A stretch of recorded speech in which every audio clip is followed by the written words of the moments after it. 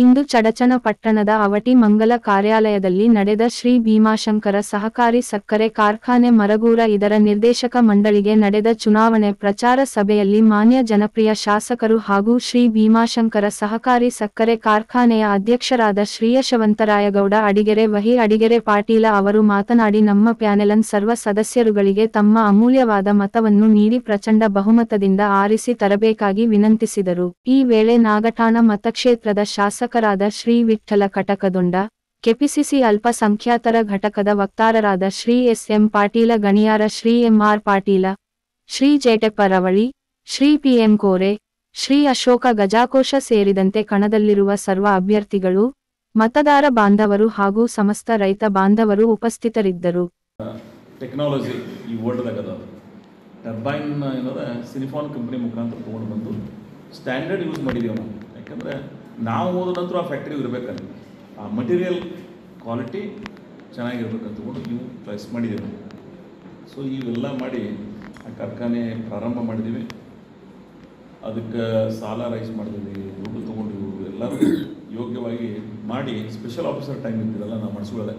ಹಿಂದೆ ನಾನು ಇರ್ತಿದ್ದೆ, ಬಟ್ ಎಲ್ಲ ಅಧಿಕಾರಿಗಳ ಮುಖಾಂತರ ಸರ್ಕಾರದ ಭಾಗ ನಾನೇ ಇರೋದ್ರಿಂದ, ಪಾರ್ಟ್ ಆಫ್ ದಿ ಗೌರ್ಮೆಂಟ್ ನಾನು ಇರೋದ್ರಿಂದ ಆ ಕೆಲಸ ನಾನು ಅಧಿಕಾರಿಗಳನ್ನು ಮುಂದಿಟ್ಟು ಸ್ಪೆಷಲ್ ಆಫೀಸರ್ MD ಅಂತೇಳಿ ಇಟ್ಟು, ಸ್ಪೆಷಲ್ ಆಫೀಸರ್ ಒಂದು ಕಾಲದಾಗ ಶಿವ ಕುಲಕರ್ಣಿ, ಒಂದು ಕಾಲದಾಗ ಮಲ್ಲೂರು ಅವರು, ಆಮೇಲೆ MD ನಮ್ಮ ಸಿದ್ದೇಶ್ವರ ಬ್ಯಾಂಕ್ ಲಿಕ್ವಿಡೇಷನ್ ಆಗಿತ್ತು ಬಿಜಾಪುರ, ಅವರಿಗೆ ಸ್ಪೆಷಲ್ ಆಫೀಸರ್ ಹೇಳಾಕಿ ಸಿದ್ದೇಶ್ವರ ಬ್ಯಾಂಕ್ ರೀಬರ್ತ್ ಆಯಿತು. ಸೊ ಅಂಥವ್ರಿಗೆ ಚಾಯ್ಸ್ ಅಂತೇಳಿ ನನಗೆ ನಮ್ಮ ಬಿಳಿಗಿ ಪೀರ ಅಂಥೇಳಿ ಕೋಆಪರೇಟಿವ್ದಾಗ ಜಾಯಿಂಟ್ ಪ್ರೆಸಿಡೆಂಟಾಗಿ ರಿಟೈರ್ಡ್ ಆದವರು ಕೆಲವೇ ಜನ ಪ್ರಾಮಾಣಿಕರು ಸಿಗ್ತಾರೆ ನಿಮಗೆ. ಅಂಥವ್ರದಾಗ ಬಿಳಿಗಿ ಪೀರ ಅವರೊಬ್ಬರು, ಅವ್ರು ನನಗೆ ಪ್ರೇರಣಾಶಕ್ತಿ ಈ ಕಾರ್ಖಾನೆ ಮಾಡಲಿಕ್ಕೆ. ಅವ್ರು ನನಗೆ ಬರ್ಕರ್ದೇನೆ ಅವರು ಇಲ್ಲ, ಇವರು ಜಾಯಿಂಟ್ ರೆಸ್ಟೋರೆಂಟ್ ಏನು ಡೆಪ್ಯುಟಿ ಅವ್ರ ಇವ್ರಿಗೆ MD ಅಂತ ತೊಗೋರಿ, ನಿಮ್ಗೆ ಒಳ್ಳೇದಾಗ್ತದೆ. ಆ್ಯಕ್ಚುಲಿ ಅವರು ಡೆಪ್ಯುಟಿ ರಿಜಿಸ್ಟ್ರಾರ್ ಕೋಆಪರೇಟಿವ್ ಸೊಸೈಟಿ ಗದಗದಾಗಿದ್ದರು. ನಮ್ಮದು ಎಷ್ಟು ಬಂದರೂ ವೈಯಕ್ತಿಕ ಒಳ್ಳೆಯ ಸಂಬಂಧ ಇರೋದ್ರಿಂದ ನಾನು ಅವ್ರಿಗೆ ಹೇಳಿಸಿ ಅಲ್ಲಿಂದ ಇಲ್ಲಿ ಕರ್ಕೊಂಡು ತಂದು MD ಮಾಡಿಸಿ ಅವ್ರ ಮುಖಾಂತರ ಕೆಲಸ ಸರ್ಕಾರದಿಂದ ಆ ಕಾರ್ಖಾನೆ ಒಂದೊಂದು ಪ್ರಾರಂಭ ಮಾಡಿದ್ವಿ ನಾವು. 16, 17 ಒಳಗೆ 17, 18 ಒಳಗೆ 2 ಅವಧಿ ಆಫೀಸರ್ಸ್ ಮೇಲೆ ನಡೆಸಿದ್ವಿ. ಮುಂದೆ 19, 20ರಾಗ ಒಂದು ಪ್ರಜಾಸತ್ತಾತ್ಮಕವಾಗಿರಲಿ ಅಂತೇಳಿ ನಾಳೆ ಚುನಾವಣೆಯನ್ನು ಘೋಷಣೆ ಮಾಡಿಸಿ ಆ ಚುನಾವಣೆ ನಡೆಸ್ತೀವಿ. ಆ ಅವಧಿ ಒಳಗೆ ಭಾಳ ಜನ ವಿರೋಧವಾಗಿ ಆಯ್ಕೆ ಮಾಡೋದು, ಎಲ್ಲರೂ ಕೂಡಿ ಸರ್ಕಾರದಿಂದ 5 ವರ್ಷ ಆಡಳಿತ ಮಂಡಳಿ ಚೆನ್ನಾಗಿ ಕೆಲಸ ಮಾಡಿದೆ. ಆಮೇಲೆ ಈ 5 ವರ್ಷದ ಅವಧಿಯಲ್ಲಿ ಇವತ್ತು ಇಷ್ಟು ಹಂಗಾಮೊಳಗೆ FRPಗಿಂತ ಹೆಚ್ಚಿಗೆ ರೊಕ್ಕ ಕೊಟ್ಟವ್ರು ನಾವು ನಿಮ್ಮ ತಲೆಯಾಗಿದ್ದೀವಿ. FRP ಕೇಂದ್ರ ಸರ್ಕಾರ ಏನನ್ನು ನಿಗದಿಪಡಿಸಿರ್ತದೆ, ರಿಕವರಿ ಮೇಲೆ ನಿಗದಿಪಡಿಸ್ತದೆ. ಆ ರಿಕವರಿ ಭೀಮಾ ಬ್ಯಾಸಿಂದ ಕಡಿಮೆ ಬರ್ತದೆ, ಕೃಷ್ಣಾ ಬ್ಯಾಸಿಂದ ಹೆಚ್ಚಿಗೆ ಬರ್ತದೆ. ಕೃಷ್ಣಾ ಕಣಿವೆ ಪ್ರದೇಶದೊಳಗೆ 12, 13, 13.5 ರಿಕವರಿ ಬರ್ತದೆ. ಅದು ಸಾಂಗ್ಲಿ, ಕೋಲ್ಹಾಪುರ, ಬೆಳಗಾವಿ, ಬಾಗಲಕೋಟೆ, ಬಿಜಾಪುರ, ಪಾಂಡ್ಯ. ಬಟ್ ನಮ್ಮಲ್ಲಿ ಏನಾದ್ರೆ ಭೀಮಾ ಬ್ಯಾಸಿನ್ ಅದು ಪುಣಾದಿಂದ ಸ್ಟಾರ್ಟ್ ಆಗ್ತದೆ. ಉಮ್ಮಸ್ಥಾನ ಭೀಮಾಶಂಕರ ನದಿ ಇನ್ನು ನಮ್ಮ ಜ್ಯೋತಿರ್ಲಿಂಗದ ಅಲ್ಲಿಂದ ಪುಣಾ, ಶೋಲಾಪುರ ಜಿಲ್ಲೆ, ಹೈಶಂಕರ, ಗುಲ್ಬರ್ಗ, ಯಾದಗಿರಿ ಕಡೆ ಈ ಭೀಮಾ ಬ್ಯಾಸಿನ್ದೊಳಗೆ ಮಣ್ಣು, ನೀರು ಮತ್ತು ನಿಸರ್ಗದಿಂದ ಅಲ್ಲಿ ರಿಕವರಿ ನಮ್ಮ ಭೀಮಾ ಕಡಿಮೆ ಒಳಗೆ ಬರೋದು. ಸೊ ಹೀಗಾಗಿ ಬಹುತೇಕ ಸಕ್ಕರೆ ಕಾರ್ಖಾನೆಗಳು ಸಮಸ್ಯೆಗಳನ್ನು ಎದುರಿಸ್ತವೆ. Because of soil, because of nature, because of water. So these are the most practical things. So ಇವೆಲ್ಲ ಇಟ್ಕೊಂಡು ನಾವು 10-10:30 ಬರಬೇಕಾದ್ರೆ ಒದ್ದಾಡ್ಸಿರ್ತೀವಿ ರಿಕವರಿ ಈ ಪ್ರದೇಶದಾಗ. ಬಟ್ ಅವರು ಗಾಡ್ ಗಿಫ್ಟ್, ಗಾಡ್ ಗ್ರೇಸ್, ಅವ್ರಿಗೆ ರಿಕವರಿ ಚೆನ್ನಾಗಿತ್ತು. ಅಲ್ಲಿ ಶುಗರ್ ಇಂಡಸ್ಟ್ರಿ ನಮಗಿಂತ ಚೆನ್ನಾಗಿ ನಡೆಸೋಕ್ಕೆ ಅವರಿಗೆ ನಿಸರ್ಗದ ಸಹಾಯದ ಇದು ಪ್ರಚಲಿತ ವಸ್ತುಸ್ಥಿತಿ ಮುಂದೆ ಹೇಳ್ತಾ ಇದ್ವಿ. ಇನ್ನು ಕಾರ್ಖಾನೆ ಈ ಭೀಮಾ ಕೋಆಪರೇಟಿವ್ ನಾವು ಕಟ್ಟಿದ್ದೀವಿ. Cooperative institutions ಇರಬೇಕಾಗ್ತದೆ. ಕರ್ನಾಟಕದ ಇತಿಹಾಸದೊಳಗೆ ಅಥವಾ ಭಾರತದೊಳಗೆ ಸಹಕಾರಿ ಚಳವಳಿ ಸಕ್ಕರೆ ಕಾರ್ಖಾನೆಗಳು ಎಲ್ಲೆಲ್ಲ ಆಗ್ಯಾವ ಬಹುತೇಕ ತೊಂದರೆದಾಯಕವಾಗಿರ್ತಾವೆ. ಯಾಕಂದ್ರೆ ಅದಕ್ಕೆ ರೆಸ್ಟ್ರಿಕ್ಷನ್ಸ್ ಭಾಳ ಇರ್ತವೆ. ಆಮೇಲೆ ಕೋಆಪರೇಟಿವ್ ಶುಗರ್ ಇಂಡಸ್ಟ್ರಿಗೆ ಸಾಲ ಕೊಡೋಂಗಿಲ್ಲ. ಯಾಕೆ ಅಂತ ಕೇಳಿದ್ರೆ ರಿಕವರಿ ಇಸ್ ವೆರಿ ಪೋರ್. ಯಾರೂ ಸಾಲ ಮರುಪಾವತಿಸಂಗಿಲ್ಲ. ಯಾರೋ ಈ ಮಂಡಳಿಯಲ್ಲಿ ಇರ್ತಾರೆ, ಮತ್ತೊಬ್ಬ ಬರ್ತಾನೆ, ಅದು ನಂದು ಅನ್ನೋಂಗೆ ಭಾವನೆ ಇರೋಂಗಿಲ್ಲ ಅವರಿಗೆ. ಇಲ್ಲ ಕೊಡಲಾರ್ದಂಥ ಸ್ಥಿತಿಯೊಳಗೆ ನಾನು ಒತ್ತಾಯ ಮಾಡಿ ಎಲ್ಲ ನನ್ನ ಆತ್ಮೀಯ ಗೆಳೆಯರಿದ್ದು ಶ್ರವಣ್ ಪಡ್ಲ ಅದಕ್ಕೆ ಬೇಕಾದವ್ರಿಂದ ಬಿಜಾಪುರ ಕೊಟ್ಟರು. ಬಟ್ ಉಳಿದವರಿಲ್ಲ, ಸರ್ನಾಯಕರಾಗಲಿ, SR ಪಾಟೀಲ್ರಾಗಲಿ, ಮೇಟಿಯವರಾಗಲಿ, ಇವರೆಲ್ಲ ನೆನಪಿಸ್ಬೇಕು. ನಮ್ಮ ಬಾಗಲಕೋಟೆ ಸಾಲ ಕೊಟ್ಟರು. ಆಮೇಲೆ ಸಿರ್ಸಿ ನಮ್ಮ ಹೆಬ್ಬಾರ್ ಅಂತೇಳಿ ಹೋಸಲ ಮಂತ್ರಿ ಈಗ ಎಮ್ ಎಲ್ ಎ ಬರ ನನ್ನ ಆತ್ಮೀಯಗಳೇ ಅವನ ಕಡೆದೂ ಕೂರಿಸಿದ್ದೇನೆ. ಆಮೇಲೆ ಎಕ್ಸಂಬ ಅಣಸಾಬ್ ಜೊಲ್ಲೆ ಸಂಸದರದಾರ ಅವ್ರ ಕಡೆದು ಇದು ಕೂರಿಸಿದ್ದೀವಿ. ಸೊ ಈಗ ಎಲ್ಲರ ಕಡೆ ಸಾಲ ತೊಗೊಂಡು ಈ ಫ್ಯಾಕ್ಟ್ರಿ ನಾವು ಕಟ್ಟಿದ್ದೀವಿ. ಸೊ ಇಷ್ಟೆಲ್ಲ ಆಮೇಲೆ ಇಲ್ಲಿವರೆಗೆ ಏನು ಸಾಲ ತೊಗೊಂಡಿದ್ದೀವಿ ಕಂತ ಮತ್ತು ಬಡ್ಡಿ ವರ್ಷ ಸರಿಯಾಗಿ ಕಟ್ಟಿದ್ದೀವಿ. ಒಂದು ವರ್ಷ 73 ಕೋಟಿ ಕಟ್ಟಿದ್ದೀವಿ, ಒಂದು ವರ್ಷ 67 ಕೋಟಿ ಕಟ್ಟಿದ್ದೀವಿ, ಒಂದು ಸಲ 55 ಕೋಟಿ ಕಟ್ಟಿದ್ದೀವಿ. ಸೊ ಒಟ್ಟು ಇಲ್ಲಿ ತನಕ ಇಟ್ಟು ಫ್ಯಾಕ್ಟ್ರಿ ರೈತರು ಪೇಮೆಂಟ್ ಕೊಟ್ಟು ಮೇಂಟೆನೆನ್ಸ್ ಮಾಡಿ ಅಲ್ಲಿ ಕಾರ್ಮಿಕರಿಗೆ ಸ್ಯಾಲ್ರಿ ಕೊಟ್ಟು ಎಲ್ಲ ಆ್ಯಂಗಲ್ನ ಮೇಂಟೆನೆನ್ಸ್ ಮಾಡಿ ಮತ್ತು ಕಂತ ಬಡ್ಡಿ NP ಆಗಲಾರ್ದು ನೋಡ್ಕೊಂಡು ಕಟ್ಟಿದ್ದೀವಿ. ಪ್ರತಿ ಮಾರ್ಚ್ 31 ಒಳಗೆ 307 ಕೋಟಿ ರೂಪಾಯಿ ಆಗ್ತದೆ ಇಲ್ಲಿವರೆಗೆ. 307 crores ಇವತ್ತೇನು ಕಾರ್ಖಾನೆಗೆ ಖರ್ಚು ಮಾಡಿ ಕಟ್ಟಿದ್ದೀವಿ ಅಷ್ಟು ಕಂತ ಬಡ್ಡಿ ಕಟ್ಟಿದ್ದೀವಿ ನಾವು. ಇಟ್ ಶೋಸ್ ಈ 307 ಕೋಟಿ ರೂಪಾಯಿ ಅಂತೇಳಿ ಕಂತ ಮತ್ತು ಬಡ್ಡಿ ಕಟ್ಟಬೇಕಾಗ್ತದೆ. ಅದೇ ಒಬ್ಬ ನಾವೊಂದು ಇನ್ಸ್ಟಿಟ್ಯೂಷನ್ದವ್ರಿಗೆಲ್ಲ ಅವ್ರ ಮೇಲೆ ಪಡ್ಯಾರ ಸಾಲ ಕೊಡಲಾರ್ದಂಥ ಸ್ಥಿತಿ ಒಳಗೆ DCC ಬ್ಯಾಂಕ್ದವರು ಅಪೆಕ್ಸ್ ಬ್ಯಾಂಕ್ ಸುಮಾರು ಅಪೆಕ್ಸ್ ಬ್ಯಾಂಕ್ ಅವತ್ತು ಮಂಜುನಾಥ್ ಕೂಡಿದ್ದ. ಆಮೇಲೆ ಈಗಿನ ಕೋಆಪರೇಟಿವ್ ಮಿನಿಸ್ಟರ್ ರಾಜಣ್ಣ ಇದ್ದರು, ಅವ್ರ ನಂತರ ಈಗ ಬೆಳ್ಳಿ ಪ್ರಕಾಶ್ ಇವರೆಲ್ಲ ನಮ್ಗೆ ಸಹಾಯ ಮಾಡಿದ್ರು 100 ಕೋಟಿಗಟ್ಟಲೆ. ಆಮೇಲೆ ನಿಮ್ಮ ವ್ಯಕ್ತಿತ್ವ ಮತ್ತು ನೀವು ಸರಿಯಾಗಿ ರಿಕವರ್ ಮಾಡ್ತೀರಂದರೆ ಬ್ಯಾಂಕರ್ ಸಾಲ ಕೊಡ್ತಾರೆ. ನೀವೇ ನೋಡ್ಬೋದು, ಯಾರು ರೈತರು ಬ್ಯಾಂಕಿಗೆ ಹೋದ್ರೆ ಸಾಲ ಕೊಡಬೇಕಾದ್ರೆ ಒಂದು 10-20 ಲಕ್ಷಕ್ಕೆ ಒದ್ದಾಡಿಸ್ತಿರ್ತಾರೆ. ನಾಳೆ ಇದು 106 ಕೋಟಿ ರೂಪಾಯಿ ಸಾಲ ರೈಸ್ ಮಾಡಬೇಕಾದ್ರೆ ನಮ್ಮ ಹಿನ್ನೆಲೆ, ನಮ್ಮ ವ್ಯಕ್ತಿತ್ವ, ಇವರು ಸರಿಯಾಗಿ ರಿಪೇಮೆಂಟ್ ಮಾಡ್ತಾರೋ ಇಲ್ಲೋ ತಿಳ್ಕೊಂಡು ಸಾಲ ಕೊಡ್ತಾರೆ. ರಾಜಕಾರಣ ಬೇರೆ ಎಲ್ಲ ವಿಷಯದ ಮಾಡಿ, ಅದು ಕೋಆಪರೇಟಿವ್ ಇನ್ಸ್ಟಿಟ್ಯೂಷನ್ಸ್ ಯಾವುದು ರೈತರ ಆಸ್ತಿಯಾಗಿ ಉಳಿತದೆ. 15-16 ಸಾವಿರ ಹೋಲ್ಡರ್ಸ್ ರೈತರು ಶೇರ್ ಹೋಲ್ಡರ್ಸ್ ಅದ. The property belongs to them. ಇದು ನಂದು ಅಲ್ಲ, ಕಡ್ಕೊಂಡವ್ರದಲ್ಲ, ಇಲ್ಲಿ ಯಾರು ಕೂತವ್ರದಲ್ಲ. ಇದು ಒಂದು ರೈತರ ಆಸ್ತಿ. ಈ ಆಸ್ತಿ ಉಳಿಸ್ಬೇಕು, ಬೆಳೆಸಬೇಕು ಅಂದರೆ ಹೆಲ್ದಿ ಕೋಆಪರೇಟಿವ್ ಮೂವ್ಮೆಂಟ್ ಇರಬೇಕಾಗುತ್ತೆ. ಆರೋಗ್ಯಕರ ಸಹಕಾರಿ ಚಳವಳಿ. ಇಲ್ಲಿ ಪಕ್ಷ ಇಲ್ಲ, ಜಾತಿ ಇಲ್ಲ, ಪ್ರದೇಶ ಇಲ್ಲ. ಎಲ್ಲ ಪ್ರದೇಶದವರು ನಮ್ಮವರೇ, ಎಲ್ಲ ಪಕ್ಷದವರು ನಮ್ಮವರೇ, ಎಲ್ಲ ಸಮಾಜದವರು ನಮ್ಮವರೇ. ಇಲ್ಲಿ ಒಂದೇ ಜಾತಿ, ಅದು ರೈತರ ಜಾತಿ. ಇಲ್ಲಿ ಒಂದೇ ಚಿಂತನೆ, ಕೃಷಿ ವಲಯದ ಚಿಂತನೆ. ರೈತರ ಬದುಕು ಯಾವ ರೀತಿ ನಾವು ಹಸನ ಮಾಡಬೇಕಾಗಿರತಕ್ಕಂಥ ಚಿಂತನೆಗಳನ್ನು ಇಟ್ಕೊಂಡು ಮಾತ್ರ ಈ ಸಂಸ್ಥೆಗಳನ್ನು ಕಟ್ಟಬೇಕಾಗ್ತದೆ. ಕೋಆಪರೇಟಿವ್ ಬಿಟ್ಟರೆ ಬೇರೆ ಎಲ್ಲದೇ ಮಾಡಿ. ಕರ್ನಾಟಕದಾಗ, ಭಾರತ ದೇಶದಾಗ ಎಷ್ಟೋ ಕೋಆಪರೇಟಿವ್ ವಿನಂತಿ. ಈ ಚುನಾವಣೆಯಲ್ಲಿ ಪಕ್ಷ, ಸಮಾಜ ಮತ್ತು ಪ್ರದೇಶ ಯಾವುದೂ ಬರಬಾರ್ದಿಲ್ಲ. ಇಲ್ಲಿ ಒಂದೇ ಒಂದು ಇಂಟ್ರೆಸ್ಟ್, ಶುಗರ್ ಇಂಡಸ್ಟ್ರಿ ಉಳಿಬೇಕು, ಬೆಳಿಬೇಕು, ಮುಂದಿನ ಜನ್ರೇಷನ್ದವ್ರಿಗೆ ಅದು ಕಲ್ಪವೃಕ್ಷ ಆಗಿ ಉಳಿಬೇಕು. ಅಷ್ಟೇ ನಮ್ಮೆಲ್ಲರ ಆಶೆ. ನಾನು ಅದನ್ನು ಕಟ್ಟಿನಿ. ಬಹಳ ಜನರ ಸರ್ಕಾರದ, ಸಹಕಾರಿ ಬ್ಯಾಂಕ್ಗಳ ಜನರ ಸಹಾಯದಿಂದ ಒಂದು ಇನ್ಸ್ಟಿಟ್ಯೂಷನ್ ಒಬ್ಬನಿಂದಾಗಿಲ್ಲ, ಭಾಳ ಅದ್ರ ಮುಂಭಾಗದಲ್ಲಿ ನಿಂತಿರ್ಬೋದು. ಆದರೆ ನನ್ನ ಹಿಂದೆ ಭಾಳ ಜನ ಸಹಾಯ ಮಾಡಿದವ್ರು ಅದ. ಅವರೆಲ್ಲರ ಸಹಾಯವನ್ನು ಅದು ಉಳಿಸ್ಕೋಬೇಕಾದ್ರೆ ನಾವು ಈ ಸಂಸ್ಥೆಯನ್ನು ಮುನ್ನಡೆಸಬೇಕಾಗ್ತದೆ. ಅದಕ್ಕೆ ಈ ಆರೋಗ್ಯಕರ ವಾತಾವರಣ ನಿರ್ಮಾಣ ಮಾಡೋ ಸಂಬಂಧ ಈ ಭಾಗದ ಜನ, ನಾನು ವಿಶೇಷವಾಗಿ ಅವ್ರಿಗೆ ಇಷ್ಟೆಲ್ಲ ಯಾಕೆ ಇತಿಹಾಸ ಹೇಳಿದ್ದೀನಿ ಅಂದರೆ ಧನ್ಯವಾದ ಹೇಳಬೇಕಾಗ್ತದೆ. 13 ಚುನಾವಣೆ ನಡಲಿಕ್ಕತ್ತದ, 13 ಜನ ನಿಂತಿಲ್ಲ, ಕೆಲವೇ ಜನ ನಿಂತಿದ್ದಾರೆ.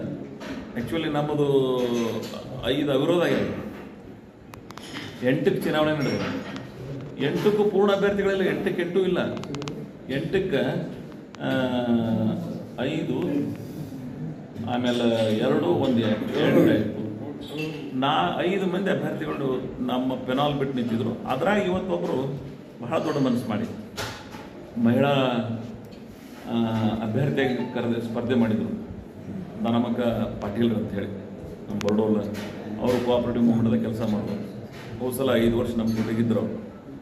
ಅವರು ಇವತ್ತು ತ್ಯಾಗ ಮಾಡಿ ನಮ್ಮ ಮಹಿಳಾ ಅಭ್ಯರ್ಥಿಯಾಗಿರ್ತಕ್ಕಂಥ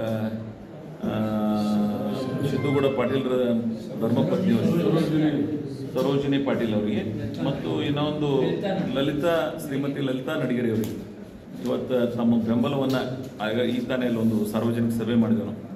ಆ ಸಭೆ ಒಳಗೆ ಷೇರುದಾರರ ಮನವಿ ಮಾಡ್ಕೊಳ್ತಕ್ಕಂಥ ಒಂದು ಪ್ರಯತ್ನ ಮಾಡಿದ್ದೀವಿ. ಆ ಸಭೆಯಲ್ಲಿ ಬಂದು ಭಾಗವಹಿಸಿ ಭಾಳ ಮನಸ್ಫೂರ್ತಿಯಾಗಿ ನಾನು ನನ್ನ ಕ್ಯಾಂಡಿಡೇಚರ್ನ ವಿಡ್ರಾಲ್ ಮಾಡ್ಕೋತೀನೋ, ಬಟ್ ಬ್ಯಾಲೆಟ್ದಾಗಿರ್ತದೆ. ಬಟ್ ಐ ವಿಲ್ ಸಪೋರ್ಟ್, ನಿಮ್ಮ ಪೆನಾಲ್ಗೂ ಸಪೋರ್ಟ್ ಮಾಡ್ತೀನಿ, ನಾನು ಈ ಅಭ್ಯರ್ಥಿಗಳಿಗೂ ಸಪೋರ್ಟ್ ಮಾಡ್ತೀನಿ ಅಂತೇಳಿ ಭಾಳ ಸಂತೋಷದಿಂದ ಸಿದ್ದರಾಮಯ್ಯನವರು ಅವತ್ತಿನ ಮತ್ತು ಇವತ್ತಿನ ಏನು ಮುಖ್ಯಮಂತ್ರಿಗಳಿದ್ದಾರೆ ಅವರ ಸಹಾಯದಿಂದ ಕಾರ್ಖಾನೆ ಪ್ರಾರಂಭ ಮಾಡ್ಲಿಕ್ಕೆ ಒಂದು ಇತಿಹಾಸ ಪ್ರಾರಂಭ ಆಯಿತು. ನಿಮ್ಮಲ್ಲಿ ಇವೆಲ್ಲ ದಾಖಲೆಗಳವ. ಲಿಕ್ವಿಡೇಷನ್ ಆಗಿತ್ತು. ಈ ಲಿಕ್ವಿಡೇಷನ್ ಆದದ್ದನ್ನು ರೀಬರ್ತ್ ಮಾಡಿ ಸ್ಪೆಷಲ್ ಆಫೀಸರ್ನ ನೇಮಿಸಿ ಮತ್ತೆ ತನ್ನ ಕಾರ್ಯಚಟುವಟಿಕೆಗಳನ್ನು ಪ್ರಾರಂಭ ಮಾಡಿರ್ತಕ್ಕಂಥ ಕೆಲಸ ನಾವು 2013 ಮತ್ತು 2014 ಪ್ರಾರಂಭ ಮಾಡಿದ್ದೀವಿ. ಕರ್ನಾಟಕದ ಇತಿಹಾಸದಲ್ಲೇ ಕೋಆಪರೇಟಿವ್ ಶುಗರ್ ಇಂಡಸ್ಟ್ರಿ ಸ್ಪಷ್ಟವಾಗಿ ಸುಮ್ಮನೆ ನಿಮಗೆ ಮಾಹಿತಿ ಒಂದು ಹೇಳ್ತೀನಿ. ಮೈ ಶುಗರ್ಸ್ಗೆ ವರ್ಷ ಕೊಡ್ತಾರೆ ಅಂತ ನೀವು ಅಂತೀರಿ. My sugar it is not a cooperative, it is government sugar factory, ಸರ್ಕಾರದ ಅಂಗಸಂಸ್ಥೆ ಅದು ಸಹಕಾರಿ ವಲಯದಲ್ಲ. ಸಹಕಾರಿ ವಲಯದೊಳಗೆ ಒಂದೇ ಒಂದು ಸಕ್ಕರೆ ಕಾರ್ಖಾನೆ ಇಷ್ಟು ದೊಡ್ಡ ಪ್ರಮಾಣದ ಅನುದಾನ ಕೊಟ್ಟದ್ದು ಅದು ಶ್ರೀ ಭೀಮಾಶಂಕರ್ ಸಹಕಾರಿ ಸಕ್ಕರೆ ಕಾರ್ಖಾನೆ. ಈ ಕಾರ್ಖಾನೆಗೆ 37 ಕೋಟಿ ಮತ್ತೊಂದು ಅಡಿಷನಲ್ ಆಗಿ ಒಟ್ಟಾರೆ ಭಾಳ ದೊಡ್ಡ ಪ್ರಮಾಣದಲ್ಲಿ 40-45 ಕೋಟಿವರೆಗೆ ಕೊಟ್ಟರು. ನಾವು ಬಡ್ಡಿ ರಹಿತ ಷೇರು ರೂಪದೊಳಗೆ ನಾವೆಂದು ಅವ್ರಿಗೆ ಮರುಪಾವತಿಸ್ಬೋದು, ಅಲ್ಲಿವರೆಗೆ ನಮ್ಗೆ ಫ್ರೀಯಾಗಿ ಯುಟಿಲೈಸ್ ಮಾಡೋದು ಅಷ್ಟು ದೊಡ್ಡ ಪ್ರಮಾಣದ ಮೊತ್ತನ ಅವ್ರು ಕೊಟ್ಟರು. ಸೊ ನಾವು ಅದನ್ನು ಇಕ್ವಿಟಿ ರೈಸ್ ಮಾಡಿದ್ದೀವಿ. ನಿಮಗೆಲ್ಲ ಗೊತ್ತದ 30%, 70%, 30% ಇಕ್ವಿಟಿ, 70% ಲೋನ್ ರೈಸ್ ಮಾಡಬೇಕಾಗ್ತದೆ. 30% ಇಕ್ವಿಟಿ ರೈಸ್ ಮಾಡ್ಲಿಕ್ಕೆ 30 ವರ್ಷ ಬಡ್ದಾಡಿದ್ರೆ ಬರೀ 4,61,00,000 ಕೊಳೆ ಮಾಡ್ಲಿಕ್ಕೆ 34 ವರ್ಷ ಹೋಯ್ತು. ನಾನು ಅದನ್ನು ಗಮನದಾಗಿಟ್ಕೊಂಡು ಇದು ಮತ್ತೆ ರೈತರ ಹತ್ರ ಹೋಗೋದು, ಜನರ ಹತ್ರ ಹೋಗಿ ಶೇರ್ ಕಲೆಕ್ಟ್ ಮಾಡೋದು ಆಗಂಗಿಲ್ಲ ಅಂತ ತಿಳ್ಕೊಂಡೆ ನಾನು ಒಂದು ನಿರ್ಣಯ ಮಾಡಿ ಆ ಶೇರ್ ಏನದ ಇಕ್ವಿಟಿನೇ ಗೌರ್ಮೆಂಟಿಂದ ತೊಗೊಳ್ಳೋಣ ಅಂತೇಳಿ ಕರ್ನಾಟಕ ಸರ್ಕಾರದ ಮುಖಾಂತರ ಅದನ್ನು ಇಕ್ವಿಟಿ ರೈಸ್ ಮಾಡ್ತೀವಿ 30%. ಅದೇ 40 ಕೋಟಿ. ಆ ಇಕ್ವಿಟಿ ಮೇಲೆ ಸಾಲ ಕೊಡೋರು 70% ಬೇರೆ ಬೇರೆ ಬ್ಯಾಂಕ್ಗಳಿಂದ, ಅಫೆಕ್ಸ್ ಬ್ಯಾಂಕ್, DCC. ಯಾವುದೇ cooperative sugar factory one of the best manufacturers in the country ಯಾರಿದ್ದಾರೆ ಅವರಿಗೆ ಕರೆದು ಇಜಾಕ್ ಕಂಪನಿ ಅಂತ ಹೇಳೋದು. They are one of the best manufacture in our country, not in our country, in international also.